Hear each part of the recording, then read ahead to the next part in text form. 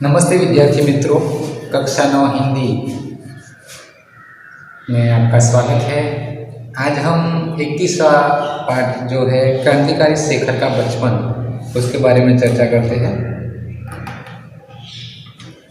इसके लेखक है सच्चिदानंद हीरानंद वात्स्यायन और उनका जन्म सन 1911, निधन सन 1987 में हुआ था। आधुनिक हिंदी काव्यधारा में नई कविता के प्रमुख कवि एवं बहुचर्चित उपन्यासकार के रूप में अग्नि जी का नाम एवं प्रदान उल्लेखनीय है। उनका जन्म 9 मार्च 1911 में कसाया यानी कि कुशीनगर में हुआ था। उनका बचपन 1911 से 15 तक लखनऊ में बीता। बाद में कुछ समय के लिए वे श्रीनगर और जम्मू में रहे। उन्होंने लाहौर के एक कॉलेज में बीएससी की परीक्षा प्रथम श्रेणी में उत्तीर्ण की। क्रांतिकारी दल में सक्रिय भाग लेने के कारण उन्हें कारागार में भी रहना पड़ा। उन्होंने सैनिक और विशाल भारत का भी संपादन किया। कैलिफोर्निया विश्वविद्यालय में भारतीय साहित्य और संस्कृति के अध्यापक के रूप में काम किया। अग्नि जी विद्रोही कवि रहे हैं। विद्रोह उनके साहित्य की मूल चेतना है। उनका उपन्यास शेखर एक जीवनी प्रेमचंद के गोदान के बाद सबसे महत्वपूर्ण उपन्यास माना जाता है। इसके अतिरिक्त उन्होंने नदी के द्वीप और अपने अजनबी उपन्यास भी लिखे हैं। वे हिंदी कविता में प्रयोगवादी आंदोलन के प्रवर्तक माने जाते हैं। उन्होंने आंगन के पारद्वार काव्यकृति पर साहित्य अकादमी से ने पुरस्कार किया। कितनी नावों में कितनी बार पुस्तक पर ज्ञानपीठ पुरस्कार प्रदान किया गया। भग्नदूत, चिंता, इत्यलम, हरिगाज पर, क्षणभर, बावरा अहेरी, अरि ओ करुणा प्रभामयी उनकी प्रमुख काव्य कृतियां हैं। उन्होंने तारसप्तक का भी संपादन किया। क्रांतिकारी शेखर का बचपन उनके प्रसिद्ध उपन्यास शेखर एक जीवनी के भाग 1 का अंश है। यह उपन्यास 1940 ईस्वी में लिखा गया था। बचपन से लेकर कॉलेज जीवन तक का जीवन चरित्र है। शेखर का जीवन दर्शन स्वतंत्र खोज से लक्षित है। वह लील पर चलने वाला नहीं। लील એટલે ચીલો જેને કહે ગુજરાતી ભાષામાં। शेखर का बचपन क्रांतिकारी विचारों से अभिभूत था। वह ब्रिटिश साम्राज्य का जबरदस्त विरोधी और स्वदेशी चीजों का चाहक, अंग्रेजी के बजाय हिंदी का हिमायती बचपन के उनके जीवन का कुछ अंश इस उपन्यास अंश में संकलित है। देखो, हमने यहाँ लिखा है सच्चिदानंद हीरानंद वात्स्यायन, उनका उपनाम है अग्नि, जो कहते हैं कि प्रयोगवादी काव्यधारा के कवि माने जाते हैं। कवि अग्नि जी की कविता जो होती है वो क्रांतिकारी कविताएं होती हैं। यहाँ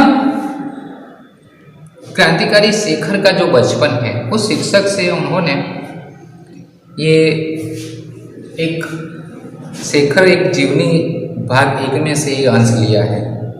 तो उनका बचपन कैसा था? बचपन में ब्रिटिश साम्राज्य के प्रति जो विद्रोह था वो विद्रोह किस प्रकार का था और स्वाधीनता के लिए और स्वदेश प्रेम कितना था, ये सारी झलक हमें यहाँ देखने को मिलती है। देखते हैं, शुरुआत करते हैं, बाद में चर्चा करते हैं। असहयोग की एक लहर आई और देश उसमें बह गया। असहयोग मतलब कि असहकारનું આંદોલનની એક લહેર આવી અને આખો દેશ એમાં વહી ગયો, मतलब કે જોડાઈ ગયો। शेखर भी उनमें बहने की चेष्टा करने लगा और जब नहीं बह पाया तब अपने हाथों से खेकर अपने को बहाने लगा।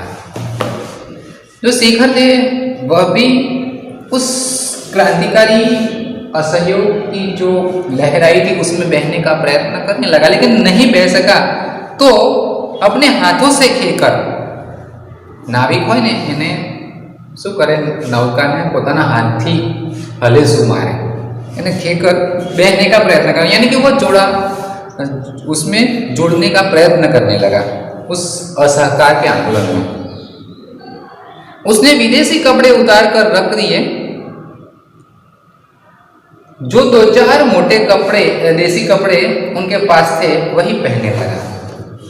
एक एवी स्वतंत्रता माटेनी एक स्वदेशनो प्रेम एवो जागृत थयो कि विदेशी कपड़ा હતા બધા ભેગા કાઢી નાખ્યા અને જે ખાદીના મોટે मतलब કે ખાદીના જે કપડા હતા એ પહેરવા લાગ્યા।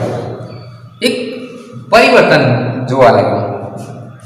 बाहर घूमने मिलने जाना उसने छोड़ दिया क्योंकि इतने देसी कपड़े उसके पास नहीं कि बाहर जा सके। बाहर बधाने मळवानुं छोड़ दियुं कारण के एवा कपड़ा पण नता कि बाहर कोईने मळवा जवाय कपड़ा पहरीने। प्राय दोपहर को वह ऊपर की एक खिड़की के पास जाकर खड़ा हो जाता और बाहर देखा करता। ऊपर एम के जई अने एक बारी थी त्यां ऊभो रहीने बहारना बधा दृश्योने जोया करे। कभी दूर से जब बहुत से कंठों से समुचित संवेद पुकार उस तक पहुंचती, घणी વાર दूर दूर थी मोटो अवाज एम के घणा બધા मोटेથી મોં પાડતા હોય એવો અવાજ ના સુધી પહોંચાડતો। गांधी का बोलबाला दुश्मन का मुंह काला। कैसी पुकार सुनाई पड़ती थी? गांधी का बोलबाला दुश्मन का मुंह काला। तब उसके प्राण पुलकित हो उठते और वह अपनी खिड़की से पुकारता, गांधी का बोलबाला दुश्मन का मुंह काला। वहां खड़े दूर से उसे आवाज सुनाई पड़ती, उस आवाज से वह उसका रोम रोम पुलकित हो जाता। वो इतने प्रसन्न हो जाते कि वह भी पुलकित होकर बोलने लगते कि गांधी का बोलबाला दुश्मन का मुंह काला। इससे आगे वह नहीं जा सकता था, घर से अनुमति नहीं थी। लेकिन अनुमति का न होना ही तो एक अंकुश था जो उसे निरंतर कोई मार्ग ढूंढने के लिए प्रेरित करता था। प्रतिबंध तो कि घर नहीं जाओ, घर की बाहर निकलवानुं तारे, घर की बाहर निकलवानुं नहीं। आ प्रतिबंध आ अंकुश छे ने एने शुं करतो कि हमेशा एक मार्ग शोधवा माटे एने प्रेरित करतो। भाई मारे अहींयाथी बहार निकळवा माटे, आमां जोड़वा माटे शुं करवुं, एवुं एने कायम एना विचारो आवता, कारण के एने बहार नता निकळवा देता। मां के अतिरिक्त सब लोग बाहर गए थे। माँ ऊपर कोठे पर बैठी हुई थी। शेखर ने घर के सब कमरों में से विदेशी कपड़े बटोरे और नीचे एक खुली जगह पर ढेर लगा दिया। फिर लैंप लाकर उन पर मिट्टी का तेल उंडेला। तेल का पीपा नौकरों के पास रहता था, वहां जाने की हिम्मत न हुई और आग लगा दी।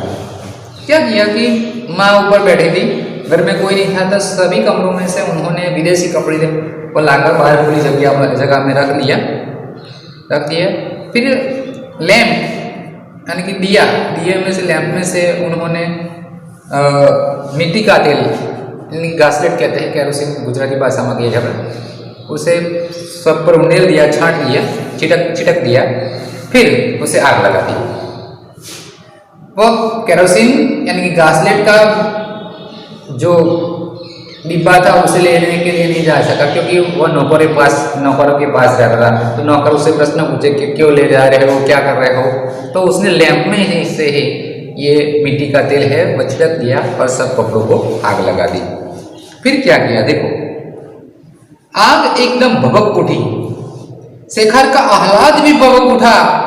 वह आग के चारों ओर नाचने लगा और गला खोल कर गाने लगा, गांधी का बोलबाला दुश्मन का मुंह काला। वह आग के चारों तरफ घूमने लगा और जोर जोर से बोलने लगा, गांधी का बोलबाला दुश्मन का मुंह काला। थोड़ी देर में ही माँ आई और थोड़ी देर में शेखर के गाल भी मानो विदेशी हो गए, जलने लगे। थोड़ी देर में माँ आई और उसके गाल भी विदेशी हो गए, यानी कि लाल लाल हो गए, जलने लगे। इतना डांटा होगा या डांटा होगा और मारा होगा माँ ने कि ये क्या किया, कपड़े जला दिए। लेकिन ढेर राख हो गया था और कपड़े तो राख हो गए थे। शेखर के मन में विदेशी मात्र के प्रति घृणा हो गई थी। उन्हें जो विदेशी मात्र प्रति से घृणा हो गई थी, उसने देखा कि हमारी नस नस में विदेशी का प्रभुत्व ही नहीं, आतंक भरा हुआ है। हमारे प्रत्येक जो नस है उसमें क्या हुआ है कि विदेशी लोगों का जो भय है वह फैला हुआ है।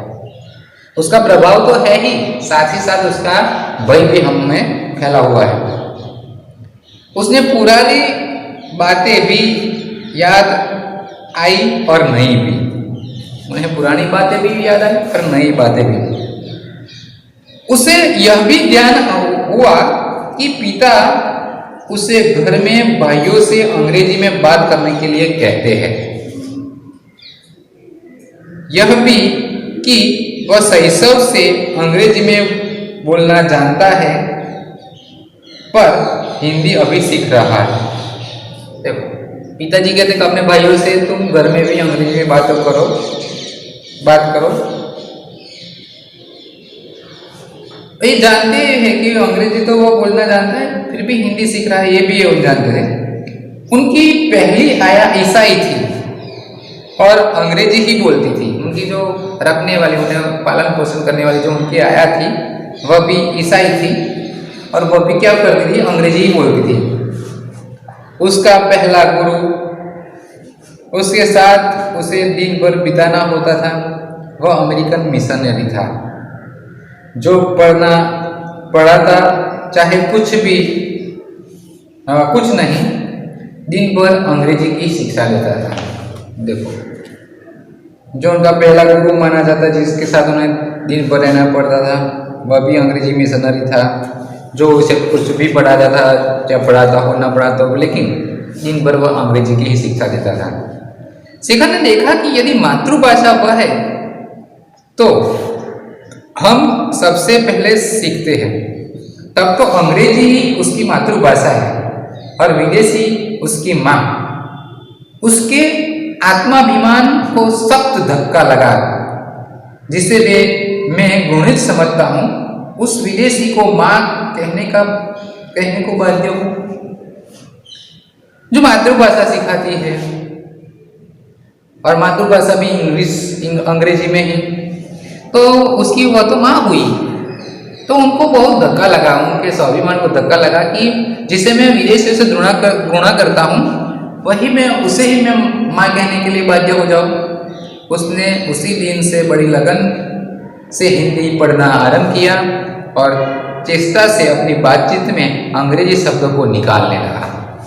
क्या किया कि उसी दिन से उन्होंने हिंदी पढ़ना आरंभ किया और प्रयत्न से उन्होंने धीरे धीरे अंग्रेजी शब्द उनकी भाषा में से निकालने लगे। अपने आदतों में से विदेशी अभ्यासों को दूर करने लगा। अपनी जो आदत थे उसमें जो विदेशी परंपरा थी या अभ्यास हुआ, उनके रोजिंदे जीवन में जो आता था, उसे धीरे धीरे उस आदतों में से वो निकालने लगा। और अपने हिंदी ज्ञान को प्रमाणित करने के लिए और गांधी के प्रति अपनी श्रद्धा जिसे व्यक्त करने का और कोई साधन उसे प्राप्त नहीं था, प्रकट करने के लिए उसने एक राष्ट्रीय नाटक लिखना आरंभ किया कि मैं हिंदू जानता हूँ और मैं गांधी जी के विचारों से प्रभावित हूँ। उनके प्रति की जो श्रद्धा है उसे व्यक्त करने के लिए उनके पास कोई साधन नहीं था, तो उसने क्या किया, एक राष्ट्रीय नाटक लिखना शुरू किया। जीवन में देखे हुए एकमात्र खेल की स्मृति अभी ताजी थी, इसलिए उसे लिखने में विशेष कठिनाई नहीं हुई। एकमात्र खेल था, उसकी स्मृति ताजी थी, तो उसने उस खेल के बारे में ही लिखना शुरू किया। प्रस्तावना जो कि क्यों हत्याली, हत्याली यानी कि दूसरे कहीं से उठा ली, केवल कहीं कहीं कुछ मामूली परिवर्तन करना पड़ा। प्रस्तावना में कहाँ से वो उठाकर रख दी, थोड़ा बहुत तो फेरफार उसमें कर दिया, मामूली फेरफार कर दिया। उसके बाद नाटक आरंभ हुआ। एक स्वाधीन लोकतंत्र भारत का विराट स्वप्न, जिसके राष्ट्रपिता गांधी है और सिद्धि के लिए साधन है अनवरत कताई और बुनाई, विदेशी माल और मनुष्यों को का परित्याग और प्रत्येक अवसर पर दूसरा गाल आगे कर देना। सत्य हरिश्चंद्र का इंद्रलोक आरंभ से हटकर अंत में आ गया था। अपने ऊपर शेखर की प्रतिभा द्वारा सूर्यास्त के सुनहरे टापू की छाप लेकर शेखर के नाटक का अंतिम दृश्य था स्वाधीन और बाधाहीन भारत, एक स्थूल आकार प्राप्त स्वप्न। देखो यहाँ शेखर ने क्या बताया कि गांधी जी ने जो स्वप्न देखे थे, मेरे स्वप्नों का भारत कैसा होना चाहिए, ऐसा ही एक नाटक उन्होंने लिखा और उसमें बताया कि स्वाधीनता और लोकतंत्र और विराट भारत का स्वप्न, जिसके राष्ट्रपिता महात्मा गांधी है और सिद्धि का साधन उन्होंने बताया कि कताई और बुनाई कांतु અને વણો, કારણ કે વિદેશી માલનો બહિષ્કાર કરવો અને મનુષ્યનો પણ બહિષ્કાર કરવો, બરાબર। ગાંધીજીએ જ્યારે સ્વાધીનતા આંદોલનમાં પહેલું શું કે રેડિયો અને ચરખો અપનાવેલો કે ભાઈ તમે સ્વદેશી વસ્તુઓનો ઉપયોગ કરતા શીખો, બરાબર, સ્વદેશી વસ્તુઓનો ઉપયોગ કરતા શીખો અને વિદેશી વસ્તુઓનો ત્યાગ કરો। એ શેખરે પણ એ જ અપનાવ્યું કે ભાઈ ગાંધીજીને એમ કે મહાત્મા રાષ્ટ્રપિતા માની અને એમણે પોતે એનું સાધન બતાવ્યું કે ભાઈ કતાઈ વાર બનાય કાતું અને વાનું જાતે જ બધું, એ ભલે ગમે તેવું હોય પણ પોતાનું સ્વદેશી વસ્તુઓનો ઉપયોગ કરવો એ એમણે એમ કે બતાવ્યું। ત્યાર પછી બીજી એમને એક હતી કે ભાઈ વિદેશી લોકોનો પણ ત્યાગ કરવો અને દરેક અવસરમાં કોઈ એક ગાલ પર લાફો મારે તો બીજો ગાલ ધરી દેવો, બરાબર। यहाँ लिखा सत्य हरिश्चंद्र का इंद्रलोक आरंभ नाटक का अंतिम दृश्य था स्वाधीन और बाधाहीन एक भारत, एक स्थूल आकार प्राप्त। कि जो हरिश्चंद्र नाटक है, सत्यवादी हरिश्चंद्र, उसमें बताया है कि भाई कि नाटक का अंतिम जो दृश्य है वो अंतिम दृश्य में उन्होंने बताया कि स्वतंत्र भारत और बाधाहीन भारत, यानी कि बाधाहीन कोई भी प्रकार की कोई भी व्यक्ति का शासन न हो, विदेशी व्यक्तियों का शासन न हो और स्वतंत्र लोग रह सके, लोकशाही जिसे कहते हैं, लोक प्रजातंत्र कहते हैं, ऐसा एक स्थूल भारत, आकार वाला भारत और ऐसा प्राप्त स्वप्न जिसमें लोग अपनी मर्जी से जी सके, ऐसा भारत उन्होंने इस नाटक के अंतिम दृश्य में बताया। तो यहाँ देखो कि शेखर ने अपने बचपन में कैसे कैसे दो बातें बताई। यहाँ तक हमने देखा कि दो बातें बताई। तो पहली बात थी कि उन्होंने क्या किया कि वह घर से उन्हें बाहर नहीं निकलने देते थे, तो खिड़की में खड़ा रहकर वह बाहर के दृश्यों को देखता और लोगों जब आंदोलन कर रहे होते, असहकार का आंदोलन करते होते, असहयोग का आंदोलन करते थे, तो उनमें लोगों की जो पुकार है उन्हें सुनाई देती, गांधी का बोलबाला, दुश्मन का मुंह काला। तो ऐसी वस्तु जिसे विदेशी लोगों की वस्तु मानी जाती है, तो उसमें पहले उन्होंने स्वदेश वस्तु का उपयोग में कपड़े को खादी का मोटा कपड़ा पहनने लगे। तो एक दिन क्या हुआ कि उनकी माँ ऊपर सारे घर के लोग बाहर गए थे, तो उन्होंने सारे कमरे में से विदेशी कपड़े निकाल लिए और एक ढेर बनाकर उसे आग लगा दी, उसे मार भी खानी पड़ी। दूसरी एक बात बताई है कि उन्हें विदेशों के प्रति घृणा थी, इसलिए उनकी जो आया थी, उन्हें सिखाने वाले जो शिक्षक थे सभी अंग्रेजी बोलते थे, तो क्या किया उन्होंने जानबूझकर हिंदी पढ़ना शुरू किया। तीसरी बात बताइए कि